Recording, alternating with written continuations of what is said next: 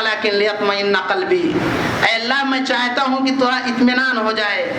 अल्लाह रब्बुल इज़्ज़त ने अपनी ताकत का इजहार करते हुए फरमाया फ़ख़ुज़ अर्बअतम मिनत-तैरि फ़सुरहुन्ना इलैक सुम्मा जअल अला कुल्ली जबलिन मिनहुन्ना जुज़अन सुम्मा दुहुन्ना यातीनका साया।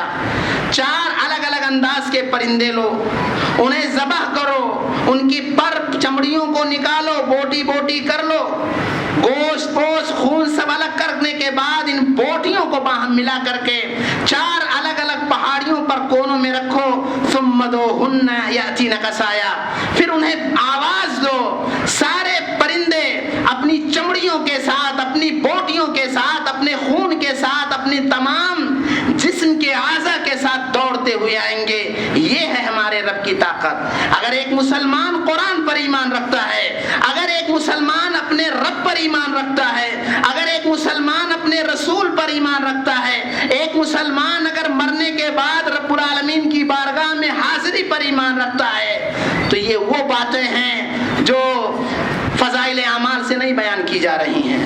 ये वो बातें नहीं हैं जो किस्से कहानियों की कबील की हैं। ये झूठी मौजू और मनगढ़ंत रिवायतें नहीं हैं। ये कुरान के वाज़ेह और साफ दलाइल हैं। बस अफसोस की बात यह है कि हम अरबी नहीं जानते।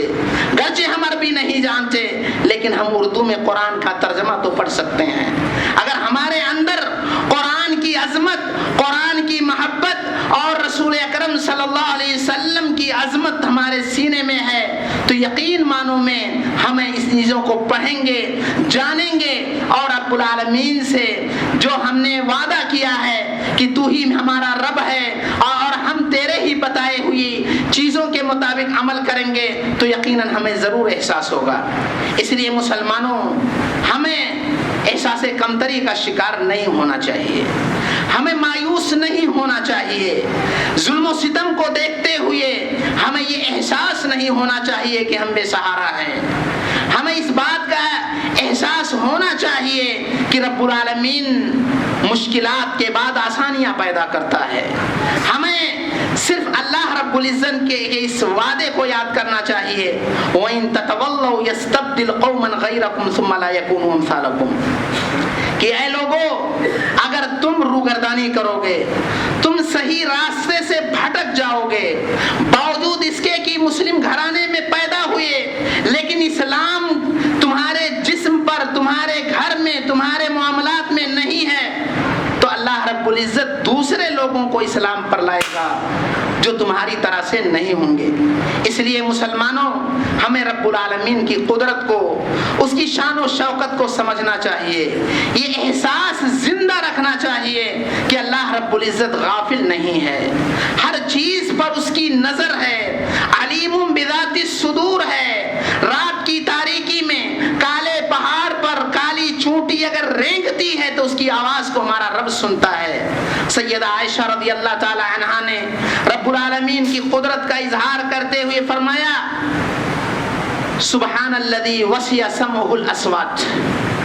सूरह मुजादला की ये इब्तिदाई आयत जब नाजिल हुई, क़द समिअल्लाहु क़ौलल्लती तुजादिलुका फ़ी ज़ौजिहा व तश्तकी इलल्लाहि वल्लाहु यस्मअु तहावुरकुमा। एक खातून जिनका नाम खौला बिनते सालबा था, अल्लाह के नबी सल्लल्लाहु अलैहि वसल्लम के पास अपने शौहर की शिकायत दर्ज करने के लिए आईं। मुफस्सिरीन के बकौल इनके 8 बच्चे थे। इनके शौहर ने, जैसे आज लोग एक मजलिस में 3 तलाक दे करके परेशान होते हैं, ऐसे उस जमाने में ये था ज़िहार का मसला। कह देते थे अंते अलैया का ज़हरे उम्मी, तू मेरे लिए मेरी माँ की पीठ की तरह से है, और इस तरह से मियाँ बीवी जुदाई हो जाती थी। ये खातून आकर नबी सल्लल्लाहु अलैहि वसल्लम से बहस कर रही है, मेरा कसूर क्या है, मेरे शौहर ने ये कहा, फिर मैं जुदा कैसे हूँ। ये गुफ्तगू हो रही है और उसी पस मंजर में ये आयत नाजिल हुई कि अल्लाह ने सुन लिया उस खातून की बात जो अपने शौहर से मुतालिक आपसे झगड़ रही है। वल्लाहु यस्मअु तहावुरकुम, अल्लाह तुम दोनों की बातों को सुन रहा था। सैयदा आयशा रज़ियल्लाहु ताला अन्हा, जिनका घर बहुत छोटा था, इसकी दलील ये है कि सिर्फ 3 कब्रों के बाद थोड़ी सी जगह बची हुई है। عائشہ رضی اللہ کہہ رہی ہیں میں گھر کے ایک کونے میں ہوں اور دوسرے کونے میں یہ خاتون نبی صلی اللہ علیہ وسلم سے بحث کر رہی ہے، میرے کان تک برابر بات نہیں پہنچ رہی ہے کہ کس مسئلے میں یہ گفتگو کر رہی ہے۔ پاک ہے وہ ذات جو ساتوں آسمان کے اوپر ہے، وہاں سے کہہ رہا ہے کہ تحقیق کی اللہ نے سن لی اس خاتون کی بات جو اپنے شوہر سے متعلق آپ سے جھگڑ رہی ہے۔ اس لیے مسلمانوں، یہ بہت بڑی دولت ہے کہ ہم کو ایمان کی دولت ملی ہے۔ یہ دنیا کی سب سے بڑی طاقت اور قوت ہے کہ ہمیں ایمان و اسلام ملا ہوا ہے، لیکن یہ انتہائی بدنصیبی کی بات یہ ہے کہ ہم جس رب پر ایمان رکھتے ہیں اس رب کو نہیں پہچانتے۔ جس رب پر ہم ایمان رکھتے ہیں اس کی قدرت کا اندازہ ہمیں نہیں ہے، اور اگر اندازہ ہوتا تو ہماری حالت یہ نہ ہوتی کہ دنیا کے لوگ ہمیں سب سے کمتر سمجھتے، ہم پر جس طرح سے چاہتے حملہ کرتے، جس طرح سے چاہتے تہمتیں لگاتے۔ اس لیے ضرورت ہے کہ ہم اپنے رب کو پہچانیں تاکہ دنیا میں باعزت رہیں، قبر کے سوالات بھی آسان ہوں اور آخرت میں بھی باعزت رہیں۔ اللہ رب العزت سے دعا ہے کہ الہ العالمین تو ہم مسلمانوں پہ رحم فرما، الہ العالمین تو ہم مسلمانوں کو اصلاح کی توفیق عطا فرما۔ الہ العالمین آج مسلمانوں کی جو حیثیت اہل کفر کی نگاہوں میں جو گھٹ چکی ہے، اے اللہ تو ان کی قوت اور طاقت اور ان کے رعب و دبدبے کو دشمنوں کے دلوں میں بٹھا۔ اے اللہ ہم میں جو مظلوم ہیں تو انہیں ظلم سے آزاد فرما۔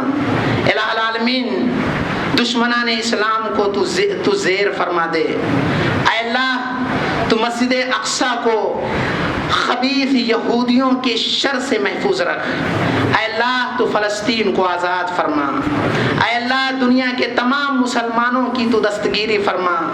الہ العالمین جو منافقین مسلمانوں کی مدد کے نام پر مسلمانوں کو برباد کر رہے ہیں، اے اللہ تو انہیں عبرتناک سزا دے۔ اے اللہ تو فلسطین کے مسلمانوں کی دستگیری فرما، ان کے مریضوں کو شفا یاب فرما، ان کے یتیموں، بیواؤں اور مریضوں کی تو مدد فرما۔ اے اللہ تو مسلمانوں کی صفوں میں اتحاد پیدا فرما۔ الہ العالمین تو اسلامی حکومتوں کو قوت و طاقت فرما۔ الہ العالمین تو مسلمانوں کو یہ توفیق دے کہ وہ اپنی زندگی میں اپنے رسول کی سنت کو نافذ کر سکیں۔